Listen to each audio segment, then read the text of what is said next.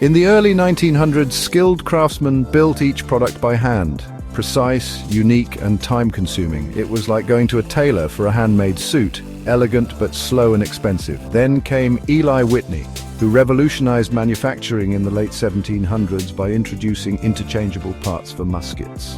Suddenly, complex products could be mass-assembled from standardized components, planting the first seed of scalable production.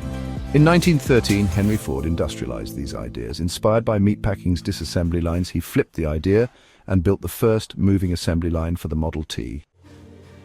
But Ford's system had a fatal flaw: no flexibility. Any customer can have a car painted any color that he wants, so long as it is black. Mass production worked best for millions of the same item, but it couldn't adapt to change or variety. Out of adversity comes innovation. Japan's industrial collapse after World War II was catastrophic. Bombed cities, ruined factories, and no resources. But this scarcity would ignite a revolutionary way of thinking.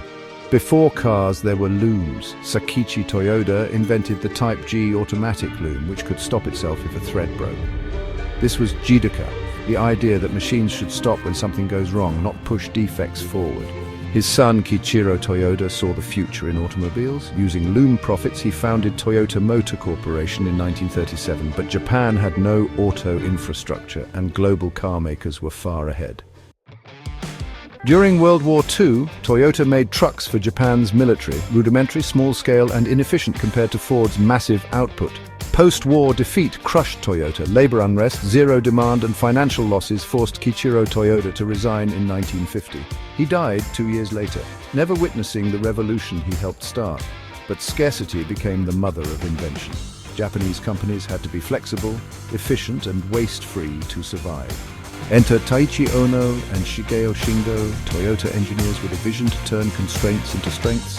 Ohno and Shingo introduced principles we now call lean, just in time, build only when needed. Jidoka, stop for quality. Heijunka, level production. Kaizen, continuous improvement. In 1950, Eiji Toyoda visited Ford's massive Rouge plant. He admired its power, but saw it wouldn't work in Japan. We can't copy Ford, we have to be better, with less. Ohno found inspiration in the Piggly Wiggly supermarket. Shelves were restocked based on customer purchases, not forecasts. What if factories did the same? This was the birth of the pull system. W. Edwards Deming was sent by the US to help rebuild Japan. His ideas on statistical process control, reducing variation, and involving workers became gospel in Japan and a foundation for lean. Toyota refined and scaled TPS through the 50s and 60s. It wasn't about copying the West, it was about adapting. Lean was born from constraint, grown through creativity, and rooted in respect for people. Japan's industrial rebirth teaches us that scarcity drives focus, flexibility beats constraints. From looms to lean, adaptation, not adoption, created a global revolution.